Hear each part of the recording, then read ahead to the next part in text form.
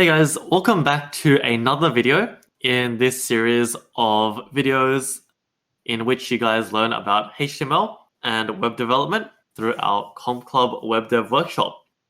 So today we'll be covering JavaScript, and I know if you guys are familiar with any of the previous workshops that we at Compclub have run, you might know a lot about JavaScript and you might have made certain things before, like games using JavaScript. So an interesting thing is JavaScript works very well with HTML, and that is basically what we'll be going over today. So I'll pass it off to Kenneth now, who will talk you through about how JavaScript relates to HTML. So now that we've covered HTML and CSS, the next step in our web development journey is JavaScript. So JavaScript adds very complex interactions, or it can add very complex interactions to your website. For example, when you click a button, you can make an element fade away, or for example, maybe you don't want to make it fade away, you want to make it enlarge. This can all be done in JavaScript. Additionally, you can also generate and edit HTML elements dynamically. What dynamically means is you can change it during runtime. So while your website is still running, for example, I click a button, it can generate five images for me. Perhaps I want to upload an image, and when I click the button again, it will generate an extra image for me. This is what it means by a dynamic website. Additionally, this is to recap, JavaScript adds complex interactions such as buttons, pop-up windows, and HTTP requests. So now, moving on, the next thing we'll be covering is the basics of JavaScript, more specifically variables. So variables are containers that can store data values. What this means is that you can store some value such as a number or a text into a variable, and you can later on use this variable for wherever you want in your program. And this is the basic building blocks of coding. I'll now pass you off to Eric, who'll give you a more in-depth explanation about variables. Yeah, sure. So to continue on about variables, a variable is given a unique name, and the value inside the container can be used or changed. So let's say we have some variable called x, and we set x to be 1. We can use this 1 when we're doing calculations. So maybe, maths is a bit hard, so I want to know what 1 plus 1 is. But I already know that x is stored as 1, or 1 is stored in x, I should say. So all I can do is, instead of saying 1 plus 1, I can say x plus 1. And that'll perform basically the same function. So that's what it means by it can be used. And then changed is like if you want to change your x from being 1. And, we're really moving up to those harder equations. So I'm going to change x to 2. And then we can do, 2 plus 1 or 2 plus 2. That's what it means by changed. So after that, each variable can only store a single item. So say you want to store like both 1 and 2 in your variable x. Well, unfortunately, you can't do that. But we'll learn later about something called arrays that let you store multiple things together. So this is just an example over here of how you would use a variable in JavaScript. So you may be wondering, well, variables, I guess, are pretty useful, but how do I go about creating a variable? Well, you've come to just the right place. Kenneth will now explain to you how you can create your very own variable in JavaScript. No problem, Eric. So variables are created using keywords such as var, let, and const. So in our case, var and let are basically interchangeable, and we don't need to actually worry about the differences between the two. But we'll be using let for our program. Const, on the other hand, is a little bit different. When you declare a variable using const, you're basically saying that this variable has a constant value and won't be changed. So cases where you'd be using this is when you're sure that this variable won't change, and giving it the const declaration basically creates a more secure variable. So variables are versatile in JavaScript because they can hold many different data types, like strings, which is basically like text. They're denoted using a quotation mark. Integers, which are basically numbers, and booleans, which refer to true or false, and objects, which we'll be covering a little bit later. The value inside a variable can be changed or reassigned. This is only true when you declare it using var or let. So when you use const, you wouldn't be able to reassign this value, and you shouldn't expect to reassign this value. So here we have an example of variable declaration in JavaScript. So in our first line, we have let numbers equal to 12. We basically assign the integer 12 to the variable number. In the very next line, we assign number to be equal to 12.56. This is reassigning a variable, and this is only possible when you use the keyword let or var during the declaration of your variable. So in our third line, we have a variable declaration var string is equal to hello. Hello is a string as denoted by the two quotation marks surrounding the text. So in our fourth line, we have var boolean equals to true, and a boolean can only take on two values, true and false. Unlike a string, even though it's text, they are not denoted with a quotation mark. So you're now probably wondering, where do I use these variables and what are they for? So a practical way of using variables will be within functions. Now, I'll pass you off to Eric, who'll give you a basic introduction to functions. Yeah, so as you can see via our nice diagram over here, this is a basic way to explain functions using something that we can all relate to. So, just another summer's day and you have nothing to do, you're like, I'm feeling pretty hot, so I think I'll make a smoothie. So we can compare making a smoothie to basically a function in programming, because our smoothie needs inputs, which could be any kind of fruit that you want, and then milk and whatever else you would put in. And similarly, our program needs to have inputs. So usually that's in the form of variables, which could be anything from numbers to strings to whatever else you can think of. And then we have our function. So our function is basically a process that is performed on our inputs. So in the case of making a smoothie, it's using our blender to blend everything together. And your program could be many different things. So it could range from calculating a number to maybe printing out certain text or doing anything like that. And the result is your output. So the output is what is returned, which in this picture is C. So this is like a coding example of how a function is seen in code. And the important syntax to note is that we always have to say it's a function, because otherwise the program will get confused and then it won't really know what to do with the code you write. So we have to start with the keyword function, and then we have our function name. So in this case, our name is add. Usually we try to name our functions something that they're related to.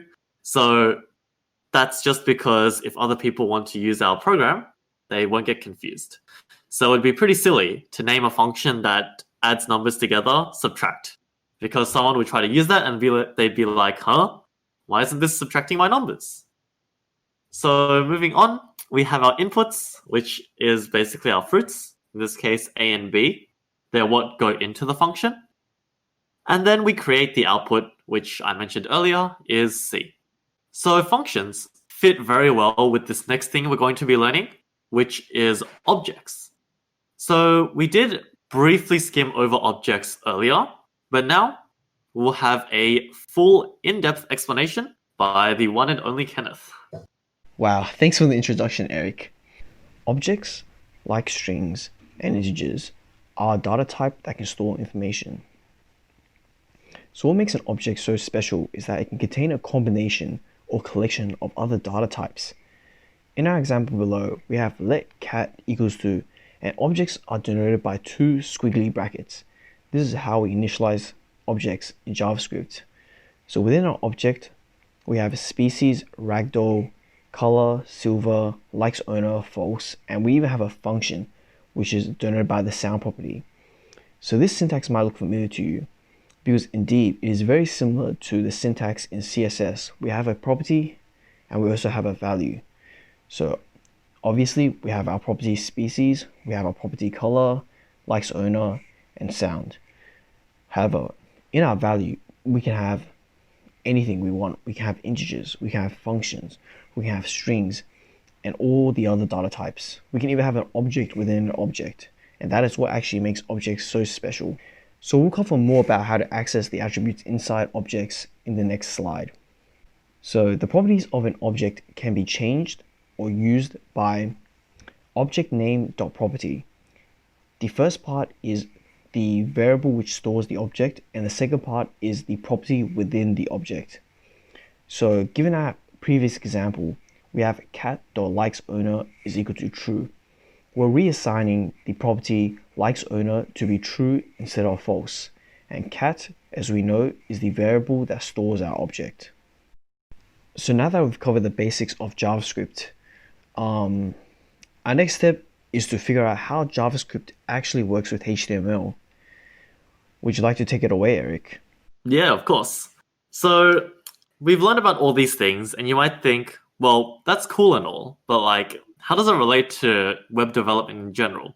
Because it seems like, we just have some variables, maybe we can do some calculations or write some string out, or even make like a new object, but it doesn't really seem to match with HTML, right?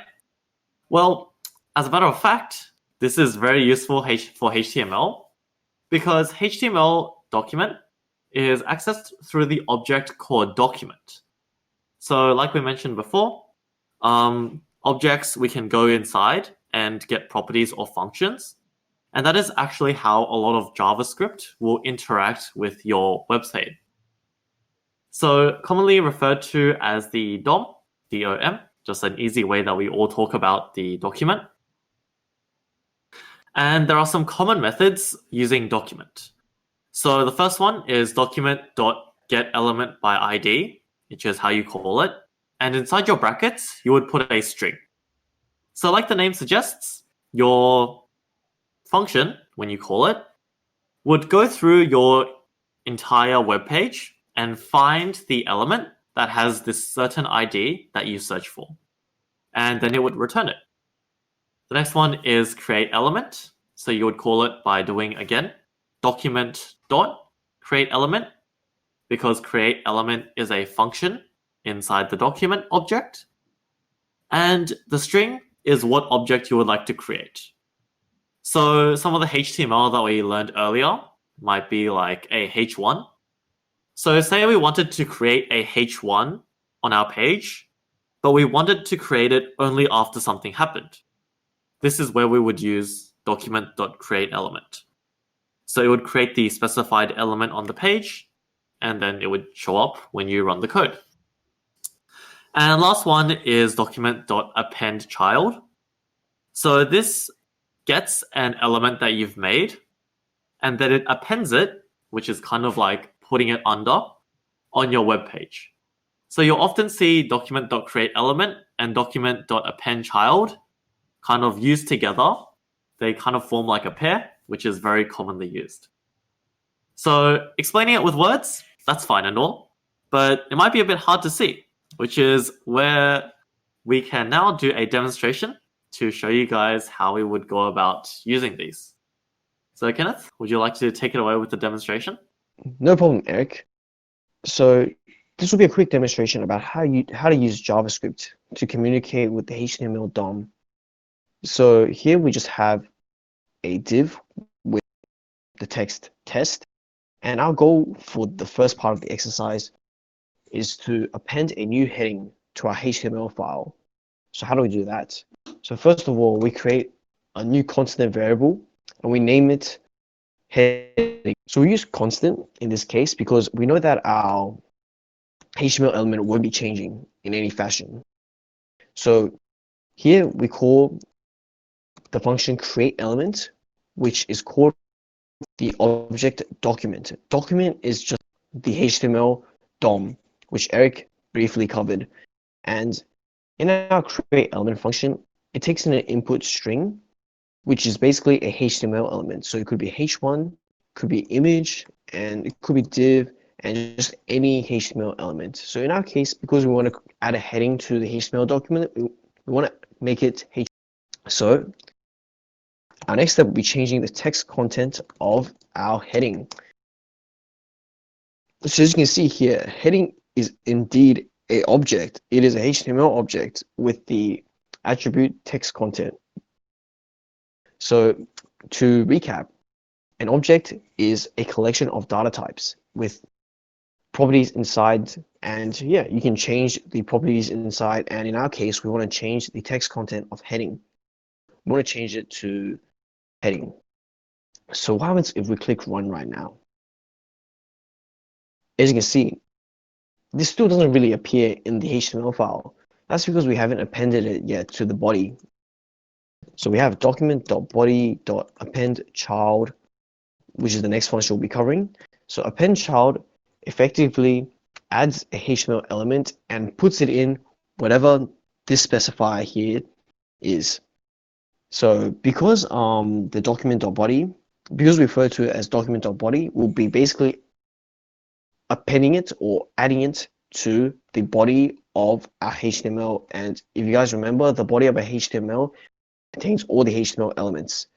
So now the input again is a HTML element. So in which case we only have one, which is heading. So now if we click run, you can see that heading is now added to the body of the document. So if we change heading to something like H3, it will also be a heading, but it will be a HTML element of H3. As you can see, the heading gets smaller when we click run. So now the next part of the demonstration involves interacting directly with the HTML. So here we have the div, as you guys saw earlier, with test in it. So we want to change the text content of test. Now, how do we do that? Again, we declare a variable. This should be getting very familiar to you now. We'll call it another heading. And we use the function now, get element by ID. Again, this is called from the document object. And yeah, this takes in an input, which is a string. And basically, this function will go through the HTML file and search for a HTML element which matches, which has an ID that matches the input you give in here. So if I add in div ID, we'll go through the HTML document and it will find a div that matches the ID, which of course will be this one. So if I had another div with another ID, it won't match that, it will only match this one. So if it finds a div with, if you put in a random ID like this, it will go through the document and won't find anything, and as a result, you'll get a null value. But you don't have to worry about that. Just make sure that whatever you're looking for actually does indeed exist. So we'll just call it div ID. So again, we want to change the text content because that's our goal in this exercise. We want to change it to something like another heading. So now when we click run, this should now display another heading. So now you might be wondering, where does the CSS come in? So that's the next step. We want to actually add a class to another heading, which actually refers to this HTML element. So how do we actually do that? Well, again, it's actually a property inside a HTML element. We just call .className and we assign a class to it. So again, it's a quick refresher. In CSS, when we refer to classes, this is denoted with a dot syntax. So dot div class means that div class is a class. Yep. And here below now we'll add div class. So you can pause the video now, think about what the output is, and resume the video whenever you wish. So yeah, I hope you guys had a quick think about it, and I'll show you now what the output is. If you got this correct, give yourself a pat on the back, and as you can see, another heading has now changed to a pink color, and that's because we add the div class to the div here. So we added the class div class to our div here, which gives the text the color pink. So yeah, this concludes our quick demonstration on how JavaScript interacts with the HTML DOM. So now I'll pass off the work distribution to your beloved mentor, Eric. Yeah, me, as I mentioned earlier, of course, I'm the mean one here. So I'm the one giving you more tasks to do. I know. Very time consuming indeed. But this time, your task is to use what we learned about how JavaScript works with our HTML document. And in our events.js page, there are some things missing. And one of those things is the creation of elements. So for our events.js page, this is what dynamically generates your events, depending on the list that you made. And since it's dynamic, that means that JavaScript is perfect for this situation. So we need to fill in the creation of these elements as well as appending them. And there should be comments that will help guide you a bit to exactly what you need to do. So you guys can try it out now and pause the video. I trust you guys to do that. And afterwards, once you've given it a shot and hopefully it'll work, you can come back and cross-check with your solution.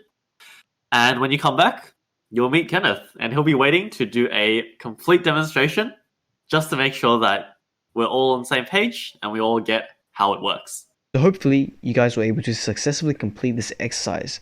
So your solution should look something like the code below. And as usual, I'll be going through a quick demonstration about how we actually solve this problem. So for this task, you are asked to fill in each of the const. So here on line 12, we have const sports containers equal to, and it's missing. So it's your goal to determine what kind of HTML elements you want to create. A hint was given on line 20 where we wrote document.create element to div.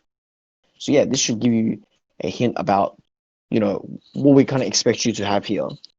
So a sports container, or as the name infers, a container, as we know, is also known as a div. So we can kind of assume that we want you guys to create a div here. So we just call document.create element div. And yeah, moving on, we have const sports image. So I gave you guys a little hint.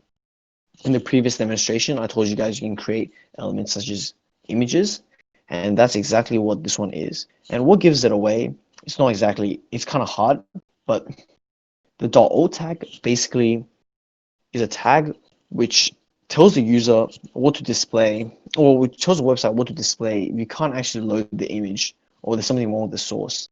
So yeah, that tag, or that property alt, is specific to images. This is quite a hard one, so don't be sad if you didn't get it. So here we would have the image. Okay, moving on, we have append the text node to the sports name. So if you guys can remember, we have the function append child. So we want to append it to the sports name. So we have sports name.append child. And inside here, we have the text node, which is just text node. So for the next part, it gets a little bit more interesting. We want to append both the sports image and the sports name to the sports container. So keep in mind that with append child, order does actually matter. So if I actually append sports name before sports image, the name will show up before the image. Whereas if I append image before the name, the image will show up before the name. So keep in mind that order does indeed matter for append child. So yeah, we'll add the image first for this. And we'll add the name after the image. So yeah, notice that if you do try to run the code, let's show it in a new window. I'm going to click events. Well, nothing actually shows up. That's because we haven't actually filled in the for loop here. That will be covered a little bit later. So yeah, hopefully your code will look something like this in the end. And if it doesn't, just fix it and keep in mind where you went wrong. And that will conclude the solution to this exercise. So as usual, there was a lot to cover in this video, and don't worry if you didn't understand it the first watch, as JavaScript might be an entirely new concept to you guys. Okay, to recap, we covered the basics of JavaScript such as variables and objects. We also covered how JavaScript interacts with the DOM. Remember, practice makes perfect, and I'll now pass you off to Eric. Yeah, so that's basically what we covered today. And you're probably curious about what we're covering next time. And, as is tradition with the endings of these videos, I will indeed introduce what we're covering next time. So next time, we'll be covering some more JavaScript features like loops and arrays, which you may have heard of before. And we'll be using that to complete more of our events.js page. So be keen for that. But for today, that is all. So as usual, this has been Eric. And this is Kenneth. And we'll catch you guys in the next video.